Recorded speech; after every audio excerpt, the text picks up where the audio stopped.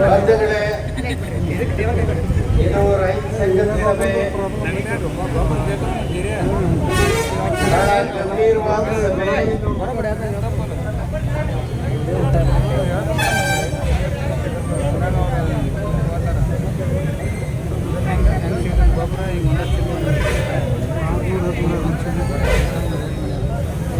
ಯಾವುದೋ ರಾಜಕೀಯ ಪಕ್ಷಗಳ ಅಪಾಪೋಲಿಗಳ ರೀತಿಯಲ್ಲಿ ನಾವು ರೈತ ಸಂಘದ ಸಭೆ ಮಾಡ್ಲಿಕ್ಕೆ ಆಗೋದಿಲ್ಲ.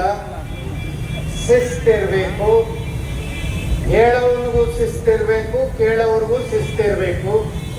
ಆ ಕಾರಣಕ್ಕೆ ಇಲ್ಲಿ ಏನು ಚರ್ಚೆ ಮಾಡ್ತೀವೋ ಅದ್ರ ಬಗ್ಗೆ ತಮ್ಮೆಲ್ಲರಿಗೂ ಕೂಡ ಇದರ ಸರಿಯಾದ ಗಂಭೀರತೆ ಮತ್ತು ವಿಷಯದ ಮನವರಿಕೆ ಆಗಬೇಕು. ಬಂಧುಗಳು, ಈಗಾಗಲೇ ಸರ್ಕಾರದ ಪ್ರತಿನಿಧಿಗಳಾಗಿ ನಮ್ಮ ಅಸಿಸ್ಟೆಂಟ್ ಕಮಿಷನರು, ತಹಶೀಲ್ದಾರು, ಸಸಾಲಟ್ಟಿ, ಏತ ನೀರಾವರಿಯ ಡಬಲ್ ಎಲ್ಲ ಬಂದು ಇದಕ್ಕೆ ಸಂಬಂಧಪಟ್ಟಂತ ವಿಷಯಗಳಿಗೆ ಅವರು ಉತ್ತರವನ್ನ ನೀಡಿದ್ದಾರೆ.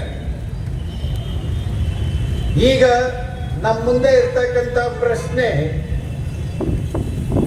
565 ದಿನ 1564ನೇ ದಿನ ಹೋರಾಟದ ದಿನ ಇವತ್ತು. ಹಾಗಾಗಿ ಮಾಲಿಂಗಪುರವನ್ನ ತಾಲೂಕ್ ಕೇಂದ್ರ ಅಂತೇಳಿ ಘೋಷಣೆ ಮಾಡಬೇಕು ಅಂತೇಳಿ. ಅಲ್ಲಪ್ಪ ಮುಖ್ಯಮಂತ್ರಿಗಳೇ, ಮಾನ್ಯ ಸಿದ್ದರಾಮಯ್ಯನವರೇ, 9 ಹಳ್ಳಿ ತೇರ್ದಾಳನ್ನ ನೀವು ತಾಲೂಕ ಮಾಡಿದಿರಿ.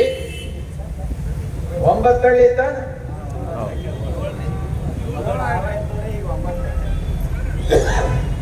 ಈಗ ಮುಂಚೆ 6 ಹಳ್ಳಿ ಇತ್ತು,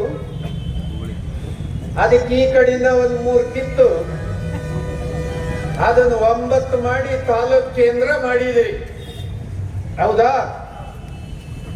ಮಾಲಿಂಗಪುರಕ್ಕೆ ಎಷ್ಟು ಹಳ್ಳಿ ಉಳಿದಿದ್ದಾವೆ? ಇನ್ನ ಈಗ 16 ಹಳ್ಳಿಗೆ ನೀವು ತಾಲೂಕ ಕೇಂದ್ರ ಮಾಡಿ ಅಂದ್ರೆ ಯಾಕೆ ಹಿಂದೆ ಮುಂದೆ ನೋಡ್ತೀರಿ? ಇದನ್ನ ನಾವು ಸುಮ್ಮನೆ ಇರ್ಲಿಕ್ಕೆ ಸಾಧ್ಯ ಇಲ್ಲ. ಮಾನ್ಯ ಡಿ.ಕೆ. ಶಿವಕುಮಾರ್ ಅವರೇ, ತಮ್ಮ ಸರದಿಗೆ ಬಂದು ನಿಂತಿದೆ ಈ ಕೆಲಸ.